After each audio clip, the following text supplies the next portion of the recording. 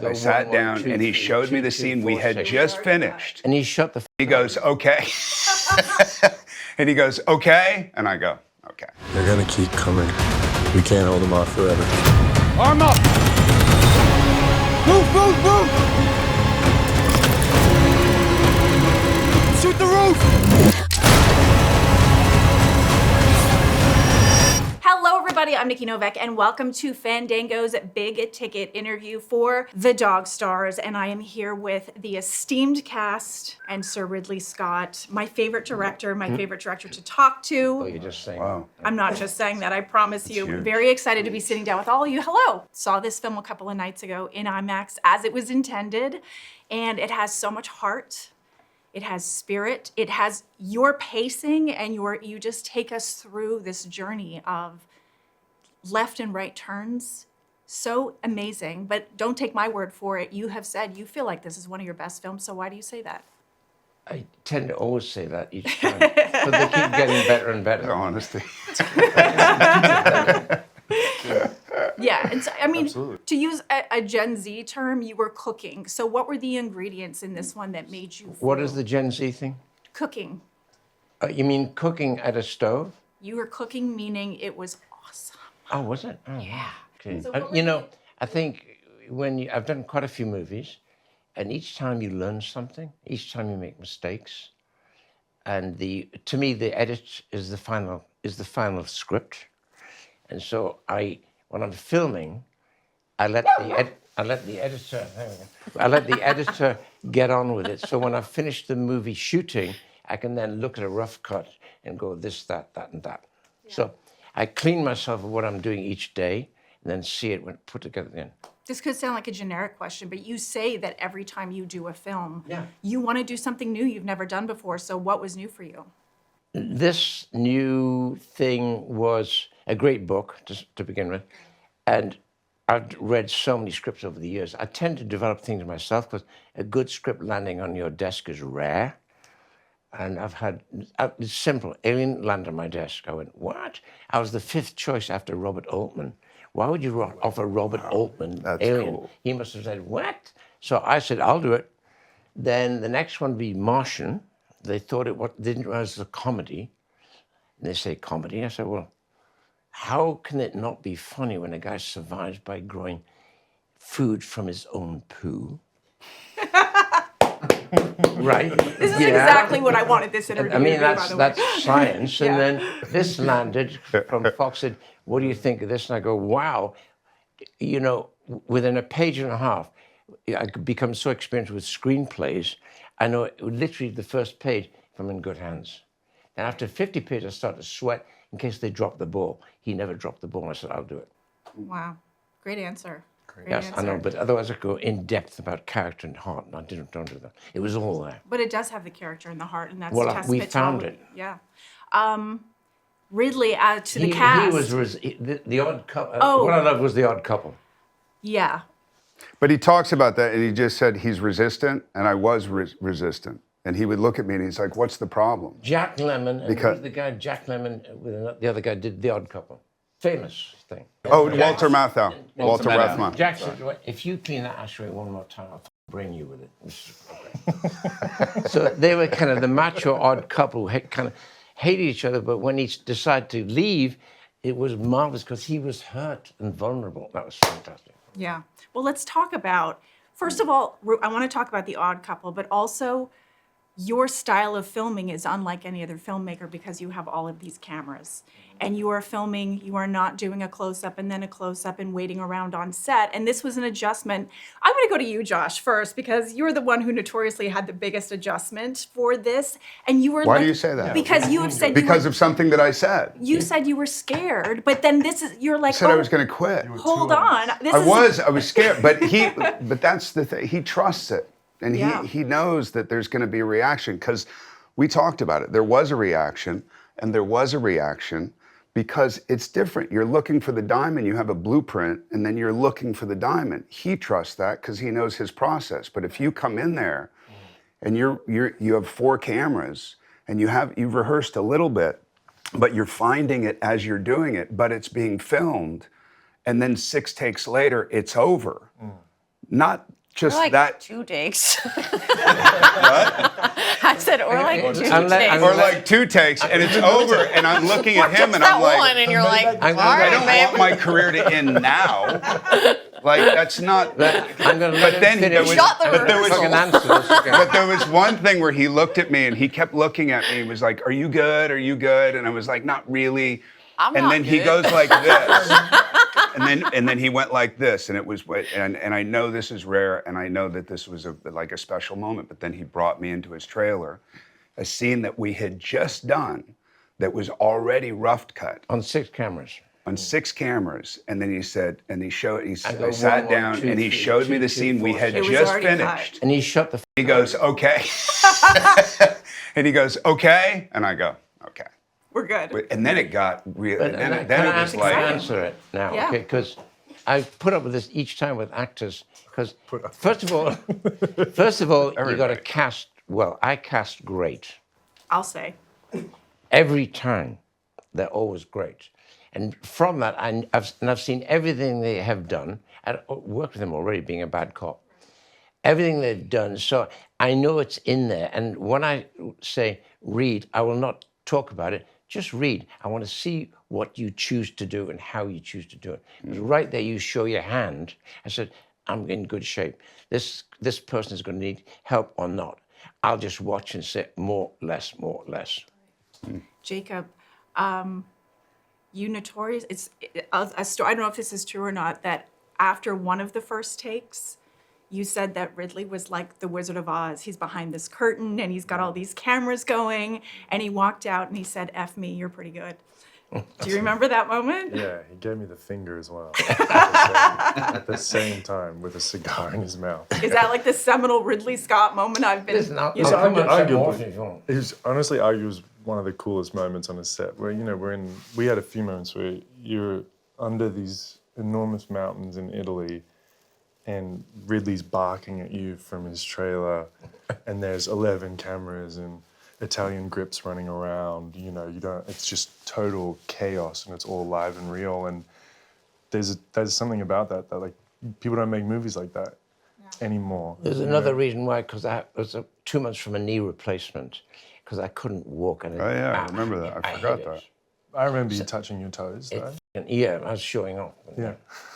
And then my Hobbling around, Hobbling around. No, directing It wasn't the wildly. I was easiest hobbling. terrain to sort of hobble around on, was it? It Yeah, was. you can't be the old guy. You got to deal with it. And but also because Ridley's doing that, if you're tired or you don't want to shoot that day or you feel like a little bit bad about yourself, then you look and Ridley's like running to set and running and moving something here and then taking a prop gun and shooting it and then lighting a cigar and getting it's you don't have a lot of excuses when you work with Ridley. Yeah.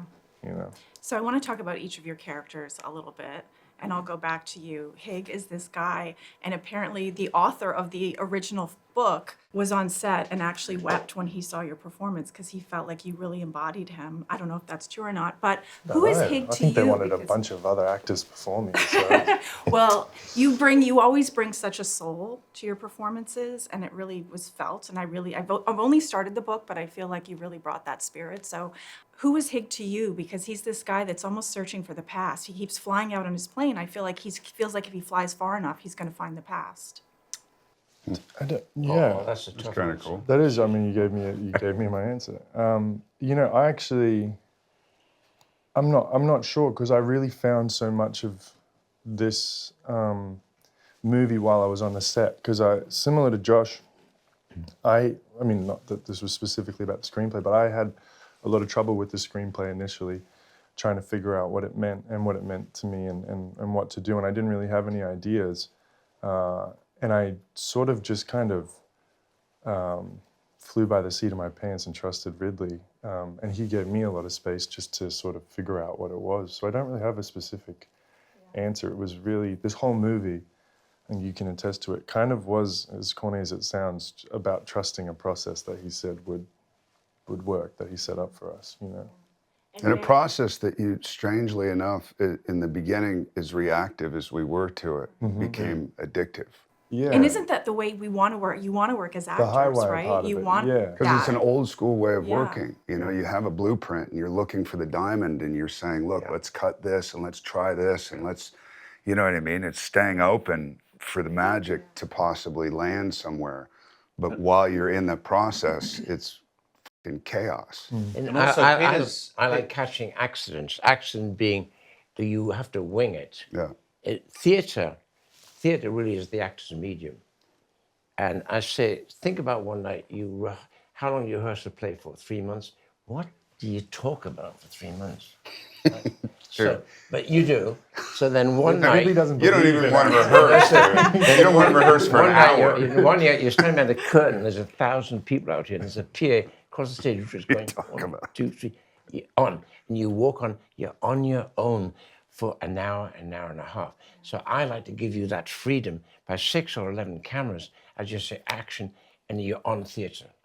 And so True. it's That's how it evolving. feels. And then the next takes are just because you find the just, or I say something. I do occasionally tell them, say, I can say what the fuck occasionally, right? But it works for me. It does. And the films keep getting better and better, so it must be working. It was a lot of fun to shoot that It one. was. I want to give our back row a chance. First of all, Margaret, you bring such, I feel like you just were her. I didn't feel the acting at all. You come from a dance background, and I felt like her physicality, she felt very lived in. I felt like she had truly lived in that environment. So I'm just wondering for you, and I almost feel like your character is the most well-adjusted to the post-apocalyptic circumstances. How did you find her? I love Seema. I think that she was has such a nice, hopeful quality to her, and kind of like a compass to the sun, if you will. So I think she was really, fun to play somebody who's looking to make the best of life. And there's a moment in the film where you hug Jacob's character, and I felt everything in that moment. It was almost like there was companionship, there was friendship. It was so much more than just a potential romance happening. Do you remember that moment, and do you know if that was something that was improvised, or was that? Oh, I do remember that moment. It wasn't improvised. It was in the script, but that moment was super important to me when I read the script as like a pivotal, kind of like heartfelt anchor for me. But she's also a master of understatement. You are so understated in a fantastic way. So she walks out, sees a guy, Hig, and Pops is complaining already because Hig is too handsome.